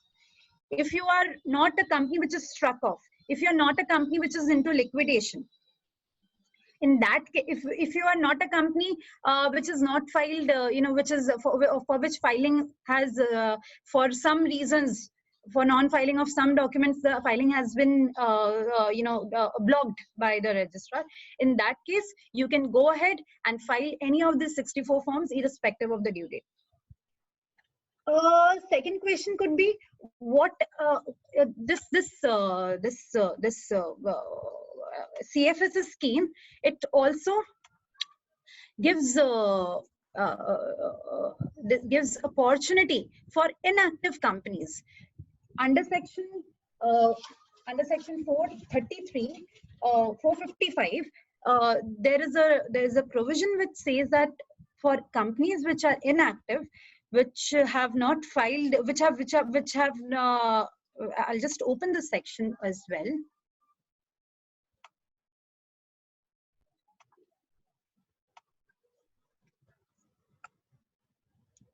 So it says that companies which are inactive, they can file under in form MSC1 as a.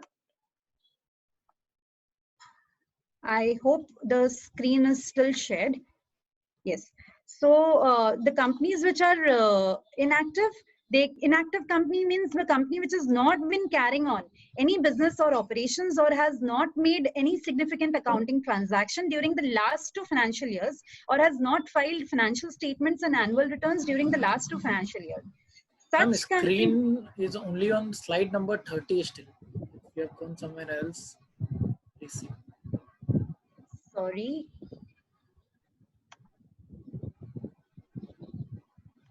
The screen you say is not being shared?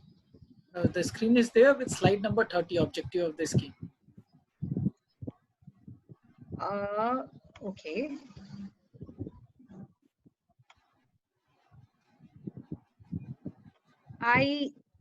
Is the screen now shared? Yes. I'm trying to show section 455 of Companies Act. Yes, now it is defines. Which defines what is an inactive company. It says that inactive company means a company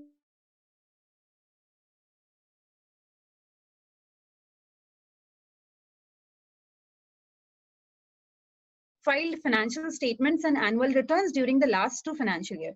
For such companies which are inactive companies, the MCA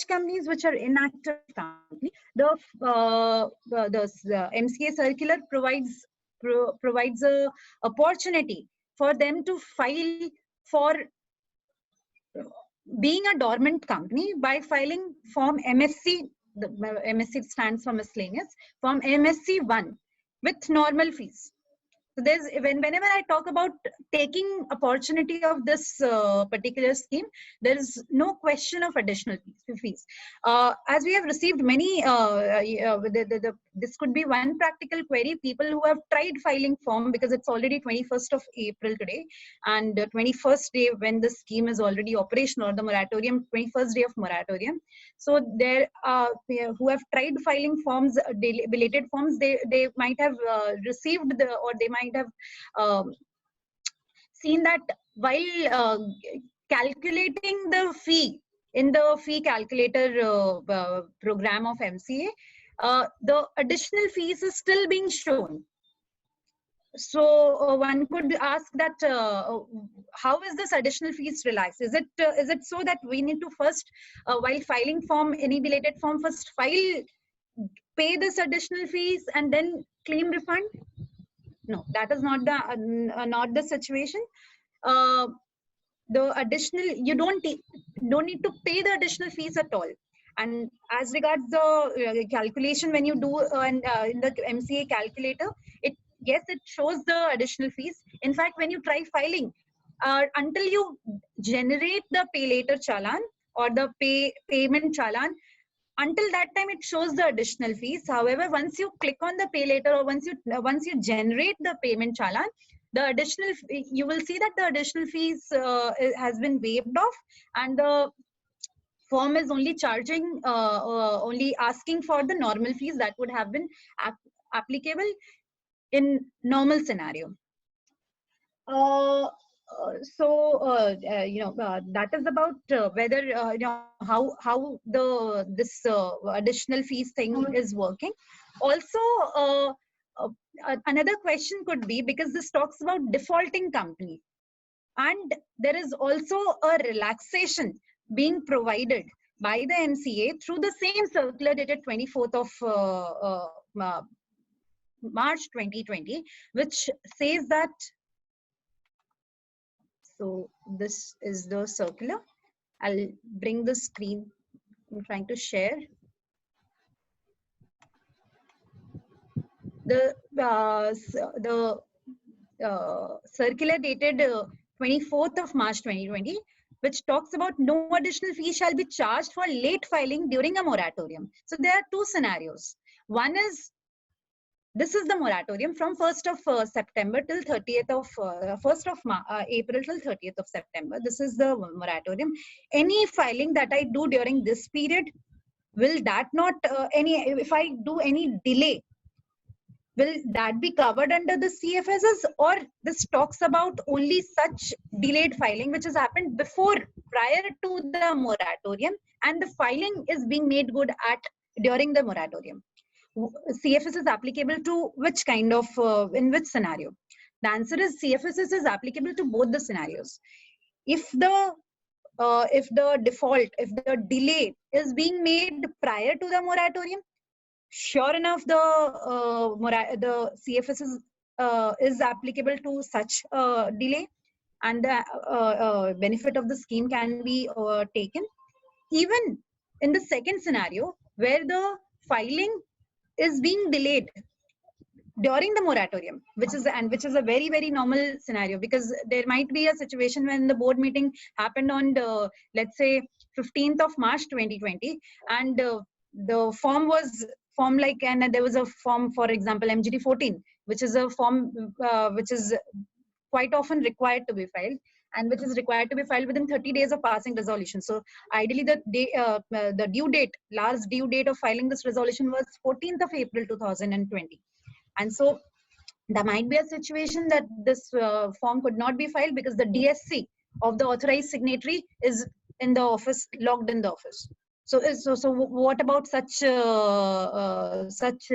forms? Is this applicable to, because the due date is falling within the moratorium? Yes. So answer would be, the scheme is also applicable to such forms. However, the entire process of the scheme is required to be followed whenever I am doing any delayed form and I'm taking benefit of the scheme. That is, I'm not filing additional fees. And most importantly, the situation is such that it is not that I who choose whether I need to file the additional fees or not. As we have spoken to the MCA office also, and we also got to know from other, our colleagues from fraternity, that the MCA has so mapped its forms now that all the 76 forms, the 64 of relating to companies and 12 relating to LLP, they have been so mapped that any form, if these are the 74 forms, if you are trying to file, it will not charge additional fee irrespective of the due date is before the moratorium or now within the moratorium. It will not ask you for the additional fees. Therefore, so basically one is by default taking the benefit of this CFSs or the LLP scheme. Therefore, in that case, the rest of the formality that we'll just discuss, that is required to be done once we take this opportunity and we are taking benefit of the scheme, that needs to be ensured that it is complied. So what is that formality? After a company, there might be a company which has only one delay for one form which has been not been filed, and it is taking benefit only for one form. There might be a situation where the company is taking for 7-8 forms. So whatever the case be, the time period for filing the as we can see in the PPT as well. I hope the PPT is now being shared. So as we can see, the time period for filing the taking benefit or filing default, filing this delayed forms or doing belated filing is from 1st of April 2020 till 30th of September. Once all the forms, whatever forms we have opportunity only, this is the bracket within which the belated filing has to be done. Once this is done, now we need to apply to get the immunity certificate from the ROC.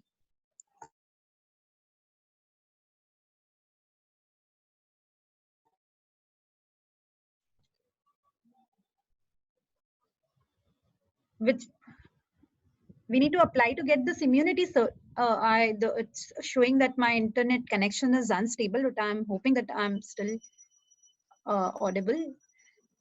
So the time period is from 1st of April 2020 till 30th of September 2020 is the time period within which one needs to file for, do all the belated filing, clear all the pending filings. After 30th of September, one cannot do any belated filing. Once all the belated filing is done, then after that, one needs to apply to get the immunity certificate. And this application to the ROC, to the MCA has to be done in eForm CFSS 2020. This eForm currently is not available on the MCA site. Probably it will be, because we still have time to do this, and the application to the ROC and in form CFSS 2020 has to be done till 31st of March 2021. So the time period for filing for obtaining this immunity certificate is till 31st of March 2021. The form CFSS 2020 in which one needs to apply to get this immunity certificate is not yet available on the MCA site. What are the questions, or what are the documents, or what are the informations that one need to put in the CFSS 2020 form?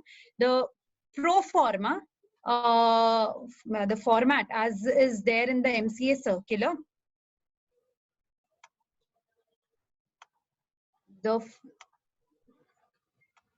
It says that one needs to put in the details of all the SRNs for all the, this is the form CFSS 2020. This is the format. The web form is still not available. This is the format CFSS 2020. It says that after filling all the basic details, point number 3, details of documents filed under CFSS 2020, total number of service SRNs. We need to put in the number and then also the details. So this is the details, the SRN, which form it pertains to. This is, hope this is a little hazy on my system.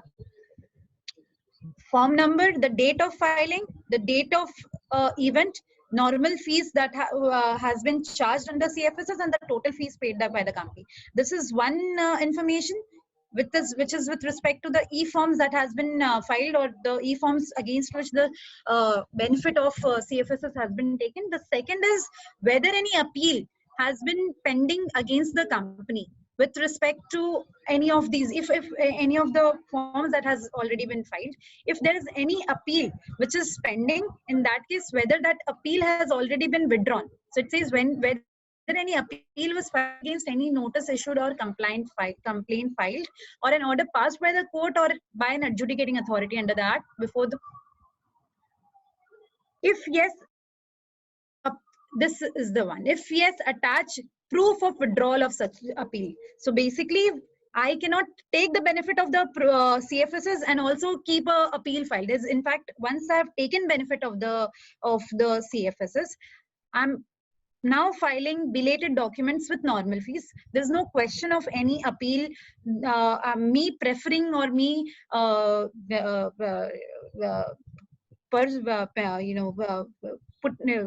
continuing any appeal before any adjudicating authority, and therefore I should withdraw it, and while filing this for obtaining the immunity certificate, I'll have to attach the proof of withdrawal of such appeal. The third and most important thing is, which they ask, is whether any prosecution is pending in court against the company and its officers in respect of belated documents filed under the scheme.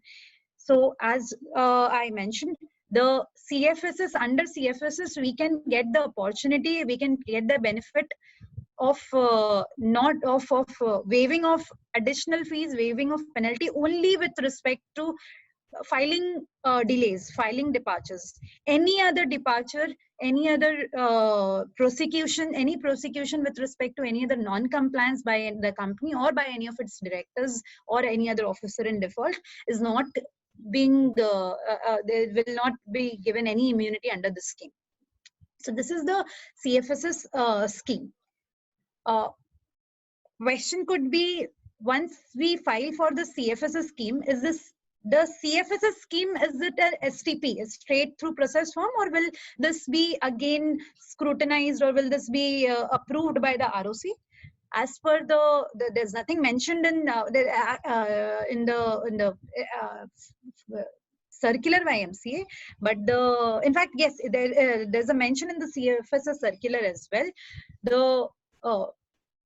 Once we file for the CFSS scheme, the ROC will check all the CFSS schemes that have been filed and will approve it. The form CFSS scheme is not a STP form, it's a non-STP form, and it will be approved by the respective jurisdictional ROC. I'll just try to take questions, but I'm wondering where is the chat section from which, because that is not being visible. To the right hand side. Yes, I can now see this. All the questions are collated by me at a place. If you want, I can share that. There are lots of questions. I think सारे question आपको ही दे दूँ. मैं तो free हूँ, मैं चला जा रहा हूँ. सारे क्वेश्चन आपको ही है, मेरा काम हो गया, मैं टाटा बाई करके चले जाता हूँ. सारे क्वेश्चन आपको. So I'll just try. So MGT 14 I have already covered. There's this question whether a company which has filed standalone financial can file consolidated financial under the scheme. If the company is required to file CFS, it can file CFS under the scheme. Because all the three kind of form, the standalone AOC for standalone, AOC for CFS, AOC for XBRL, all is provided in the list of 76 forms. Whether ADT 3 is covered under the scheme, best way to check whether forms are covered under the scheme, this is not under the exemption list, because under the exemption list, it only provides for the two forms. It provides for SH7, which is with respect to increase in authorized share capital of the company, with respect to reduction of capital, with respect to any other rejig of capital under section 61 of the Companies Act. So the scheme is not applicable for SS1, and in one of the sessions, one such webinar under one such webinar by the MCA on CFSs, it was said that the reason for not including SS7 was that if a company is good enough to increase its authorized capital, it could have even gone ahead and filed the form, gone ahead and done timely filing of the form. Also, the form is not available, the benefit of the form is not available for all the charge forms. And the reason behind this, which was also given in the same webinar, and which is quite practical as well, is charge forms have impact on other statutes as well. As for example, it has an impact on IBC as well, and therefore for any delay in the filing of charge forms, that is not covered under this scheme. Apart from that, regarding ADT 3, ADT 3 is not under the exemption list. However, I can just check it quickly from the list of 76 forms. It is in the list. ADT 3 is in the list. Yes, ADT 3 is in the list. Notice by resignation of directors. Also, quickly speaking, where one can talk about, or one would have a question, what with respect to companies which are under liquidation. For companies which are under liquidation, the forms which have been allowed to such company is form INC 28, that the company which needs to file INC 28, GNL 2, GNL 4. These are the forms that is allowed to a company which is under liquidation, and these are forms that the company under liquidation is practically not required to file any form apart from this. Is the scheme applicable to foreign company? Yes, it is applicable to foreign company. All the FC forms 1, 2, etc. are provided in the list. Is the scheme applicable for, regarding directors? There can be directors who are disqualified. There can be directors whose DIN is deactivated. Is the scheme applicable for both the situations are different. DIN deactivation is because of non-filing of or non-updation of e-form KYC, e-form DIR3 KYC. So that is covered under the scheme, and therefore one can get the deactivated DIN activated by filing this DIR3 KYC without any additional fee. However, as regards the disqualification of the director, can that be cured? No, that cannot be cured, because that is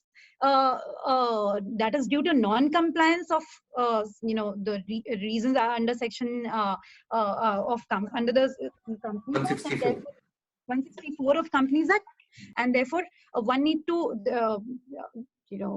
take the route as for disqualification, the High Court route, or if it is the company which is struck off, then in that case the NCLT route. To first get the disqualification cured, or first get the company revived back from the strike-off list. And once the company is revived after filing this INC 28, once the company is revived, and if all of this happens within this moratorium period, only in that case the company can go ahead and take benefit of the scheme and make good all the other defaults with respect to filing. There are situations where the company has been filing. However, there were 4 directors, 2 directors of the company have resigned, and the other remaining 2 are, the DIN is deactivated. In that, and therefore the company could not file the forms. In that case, either get the DIN activated, but in the situation where there's no director of the company where whose DIN is activated. So how to do this? The FAQ issued by the MC also says that either get the DIN activated or get a person authorized, get the authorized person's DIN linked with the MCA, file that from the back end. They will do this for you, and once that is done, then you get the forms filed. The remaining forms which are yet to be filed, get that filed. With respect to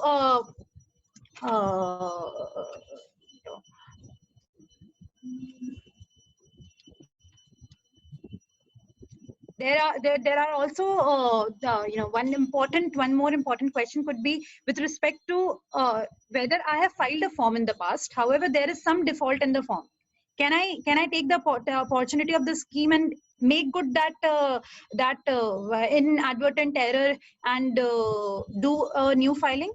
So FAQ by the MCA says that in case there is any inadvertent error, or there is any omission, or any error which any change that one wants to do in a file, that the form that is already filed, in that case, from the back end, it clearly says from the back end, get it marked as defective from your jurisdictional ROC, and once the form is marked as defective, which will be done, of course, after having proper evidence and formal, you will have to do a formal request and will have to show that evidence that there is some defect in the form, and you are only going to rectify that defect.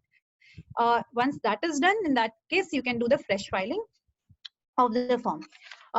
With respect to whether this scheme will be applicable to companies which are under CIRP, which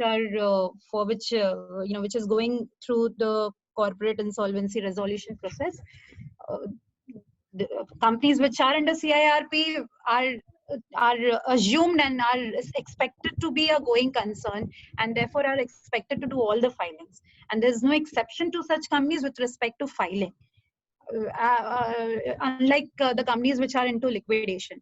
And therefore, the scheme is as good applicable to such companies also which are under CIRP. It will be equally applicable for all the 64 forms for the companies, which for the companies which are under CIRP can also take benefit for the 64 forms for in case there is any delayed filing. I'll just check for the questions. Question about CHG, can charge forms also be? Charge forms are explicitly excluded from filing, from taking benefit. Very logical because it affects the lender. It's affecting. Yes, it will affect the lender, and it has whether all the directors are disqualified. Question 38 of FAQ mandates making a request to ROC for adding a director by backend. Can it be done through mail in present scenario? Sir, our practical. मतलब इसमें तो ये सोचना है कि this is not for lockdown period only. ये सारा lockdown period के लिए थोड़ी है. This will continue till September. So you have time. Lockdown खुलने के बाद मैंने आपका बताना था कि वो इसमें थोड़ा सा physical meeting की जरूरी होता है. ये बोलना चाह रहे हो ना?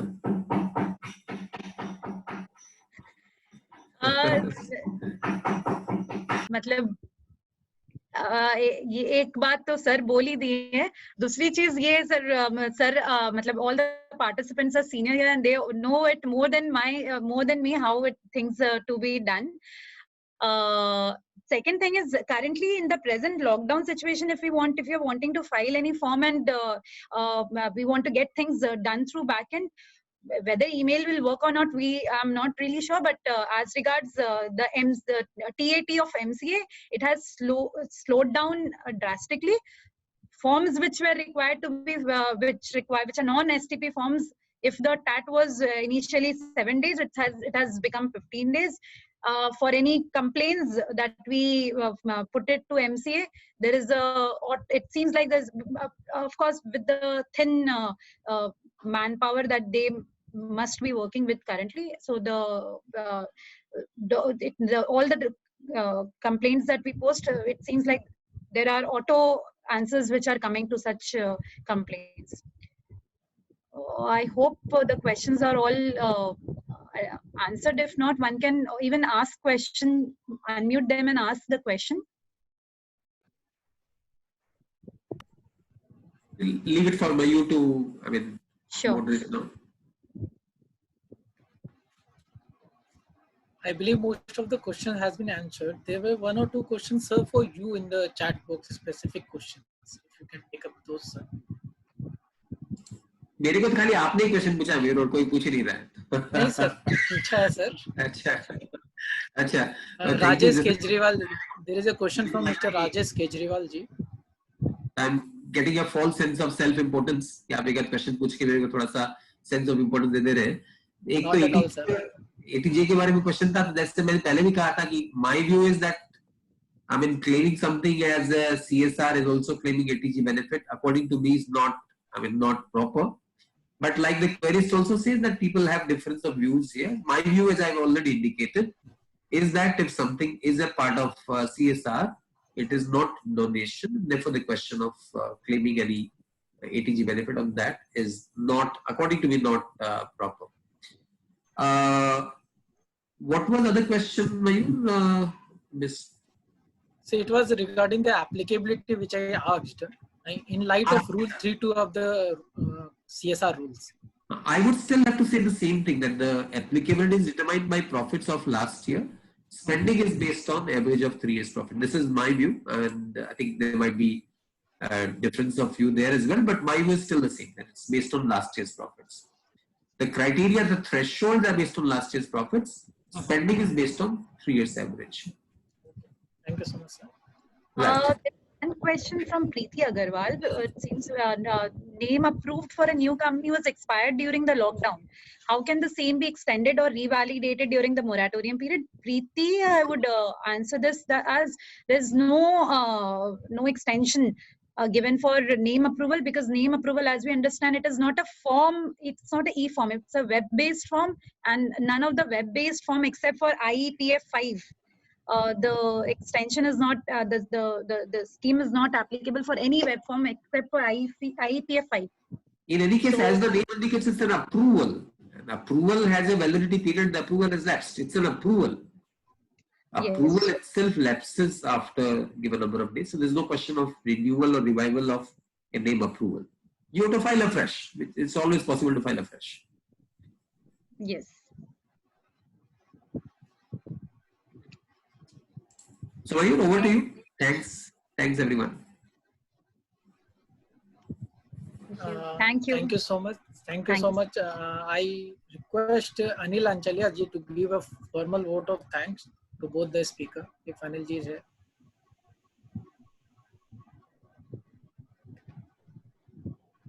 Anil bhaiya.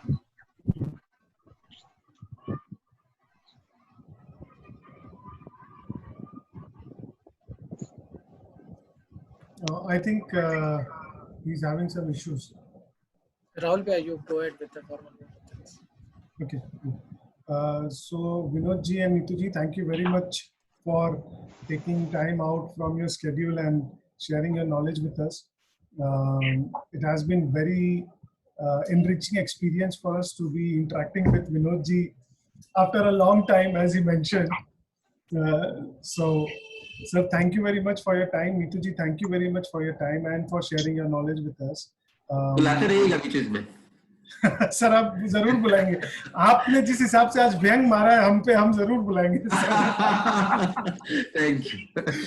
And I also like to thank all the participants on behalf of the VIP Chartered Accountant Association for attending our webinar series. Our next webinar is scheduled for Thursday 5 p.m. which is on NBFC, and we have a very renowned speaker from Bombay, Mr. Vora. So CA Vora, he is considered a sort of a authority as far as NBFC's laws and regulations are concerned. I'm sure that is also going to be a very enriching experience for all of us. So thank you everyone, and I wish you well. Please stay safe and stay healthy. Thank you. Thank you, Rahul ji. Thank you all for joining our meeting. Thank you.